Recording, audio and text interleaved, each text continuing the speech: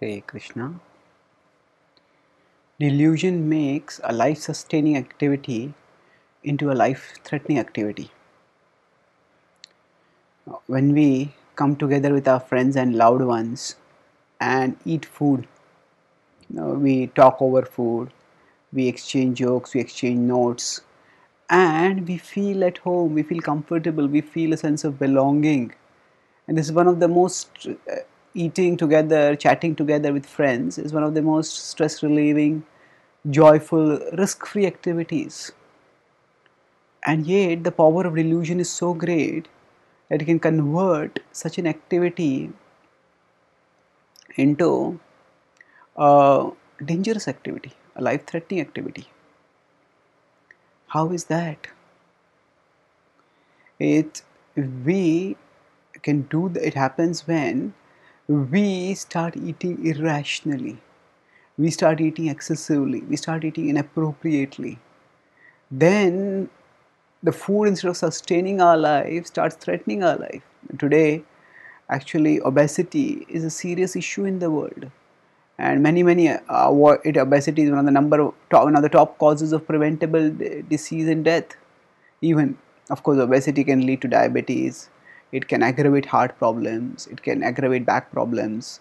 And obesity is just one issue. If we eat inappropriate food, so many other problems can also come up. And thus, the food that we eat, that is meant to nourish us, but when we eat the wrong kind of food, we eat it in the wrong quantities, then it can, instead of nourishing us, it can damage us. And sometimes, if we are associating with the wrong kind of people, then by association of those kind of people, they impel us to eat the wrong kinds of food.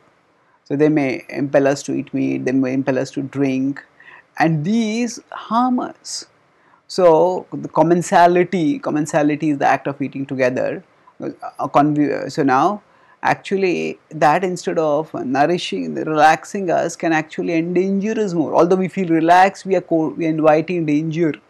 We are literally putting danger into our mouth.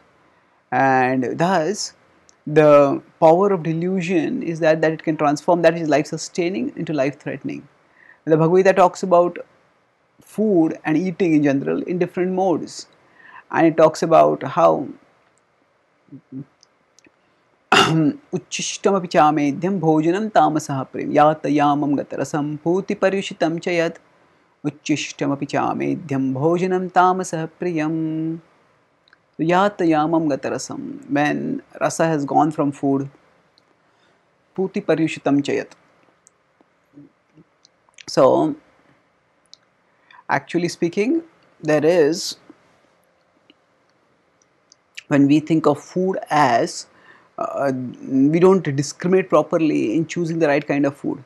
We eat stale food, we eat rotten food, and often much of meat is actually rotten or rotting.